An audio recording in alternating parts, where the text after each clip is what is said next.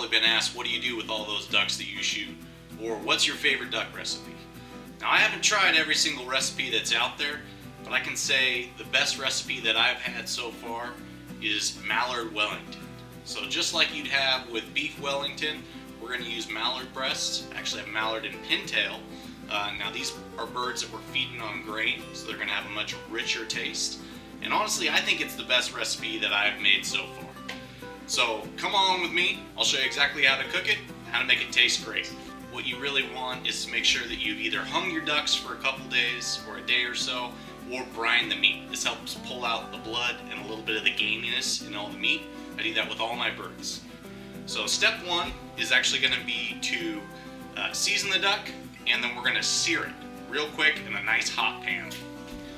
Alright, fresh ground pepper.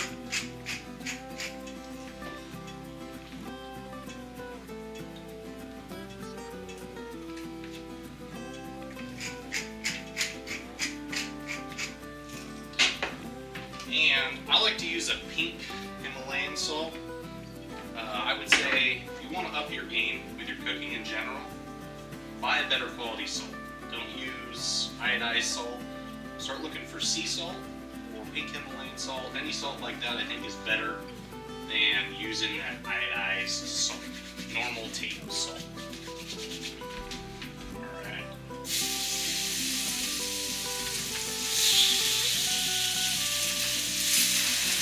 The key thought here as we sear these ducks is we're not trying to cook the meat.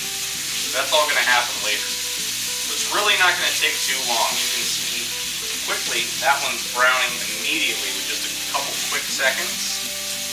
We're also going to make sure that we don't burn these.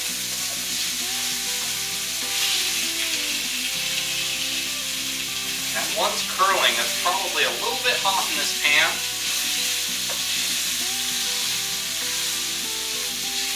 Make sure that we get the edges as well.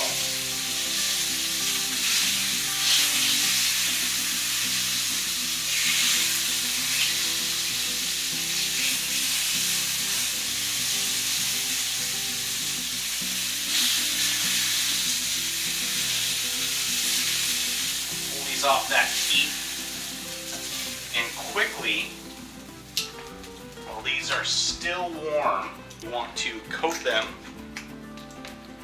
Let's think an English mustard.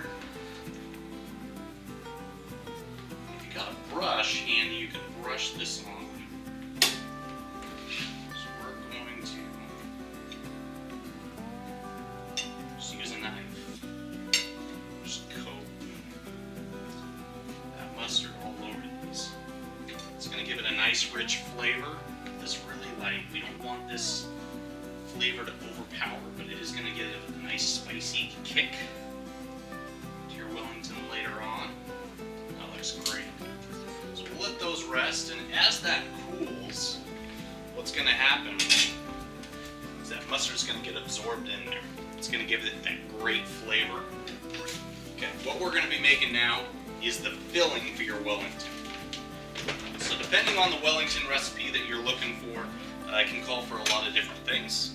Usually we're looking at mushrooms, and then also a nut. What I'm going to use here are pecans. So it's a less oily nut. Because we're going to wrap this Wellington later on, we don't want a whole lot of moisture. Mushroom-wise, I've got some shiitake mushrooms here. I think they gave great flavor. Run that through the food processor here. You can add also in here some garlic, as well as a shallot. So if you're wondering what a shallot is, it's like a tiny onion. The cool thing about these is there's a lot less moisture in them. So it's less moisture that you need to cook out.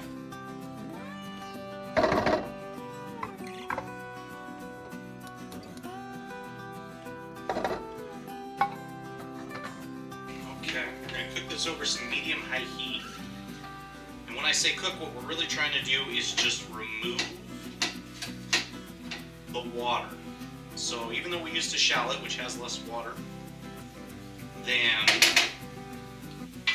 a regular onion, there's still going to be a lot of moisture in there, so we're going to get that out. We're going to brown this up. It's really going to help it up. Real quickly while we got it here, a little more spice in there. salt, a little pepper.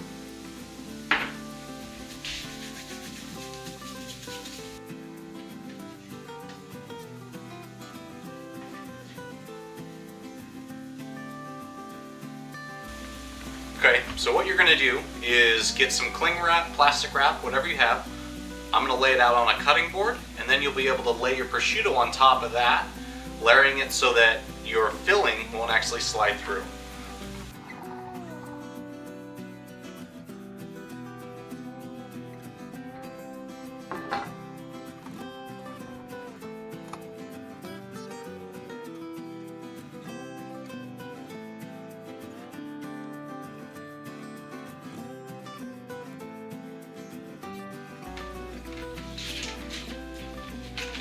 Okay, so we've done about a package of pastrami down there. I'll lightly pepper this.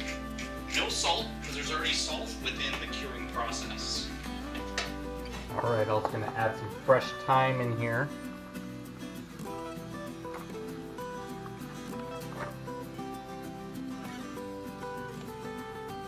Okay, let's start putting down our filling.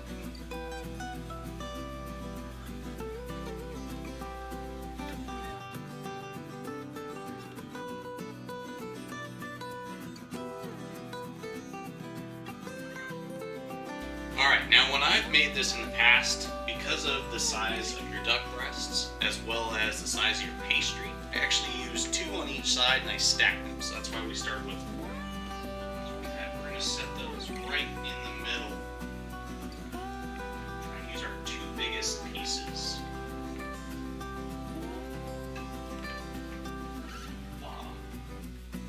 Some other pieces on the top. I definitely want these pretty tight together. Definitely toyed with cutting off the ends a little bit to get them a little tighter there. Now this is where your saran wrap is going to come in handy, because it's actually going to help you roll this on. So take the edge of our saran wrap, slowly lift, and roll that over. Now at this point, we've got control of the meat. A little bit of prosciutto overlap, and we're going to roll it. Now I'm going to slowly pull that saran wrap out. I'm going to leave our pastrami behind to help me out. We're going to do one more big roll. So what you'll see here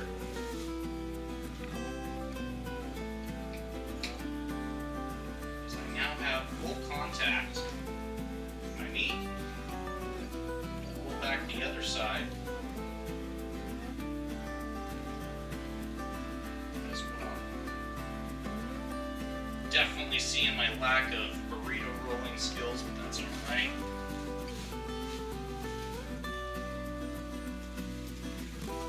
Here to let you know you don't have to have burrito rolling skills to make this product. Close the ends in, because I kind of failed on that portion. That's alright. Back to it.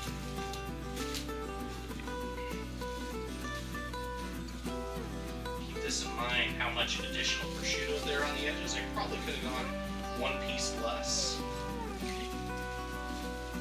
But I think with the size of the duck breasts, kind of fight. Now, got this completely wrapped in saran wrap. So what I'm going to do is actually roll this on the ends. And what I'm doing is I'm making this tighter and tighter. So you can see now, I've got a great shape going on.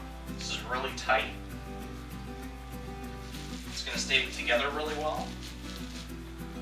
Just going to make it a lot easier to roll our pastry over.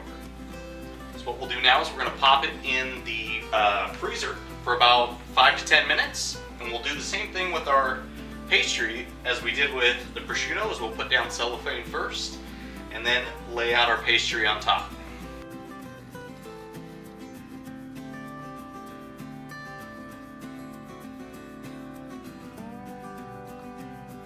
Okay. This guy again.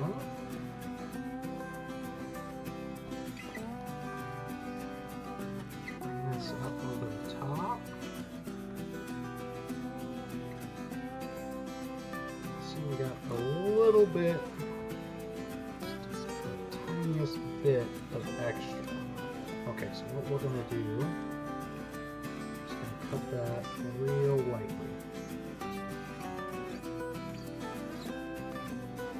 I'm not going to get rid of it. So a little bit of space here. And then just like what we did, the Wellington before, is we're going to roll that cellophane over the top.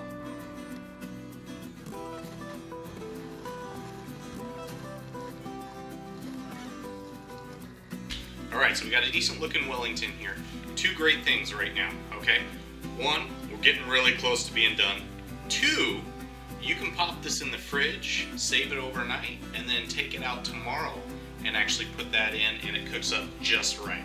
So it's great if you need a dish for the day after, the next day. You can make this the night before, pop it in the fridge, take it over to someone else's house, pop it in their oven, and then you have a great tasty dish good to go. So we'll pop this in the freezer about 15 minutes, get everything firmed up again, and then we'll be looking to put this in the oven. So now what you can do is you can brush your Wellington with either an egg wash or you can actually use a butter. That's going to help crisp it up when it bakes.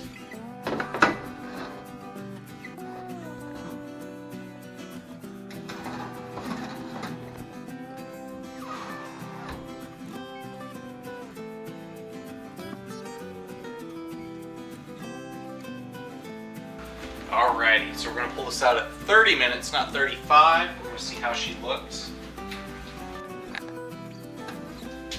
Alright, super important here, we're going to let this rest 10 minutes. Minimum you want 10 minutes. Okay, this is going to help reabsorb the juices. Otherwise it's going to all flow out of the meat and then you're going to have really dry meat. So you want 10 minutes of rest. Alright. Here's the shot we're looking for. Remember that duck breast only goes to there. So we definitely want to come in on our first cut.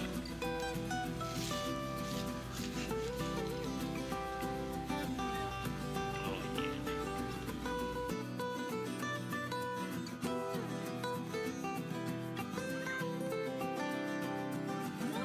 Alright, and of course, what chef wouldn't try his own meal?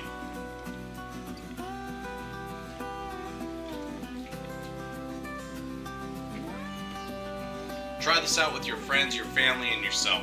If it's not the best duck recipe you've ever tried, you need to tell me what it is, because I love this and this is damn good.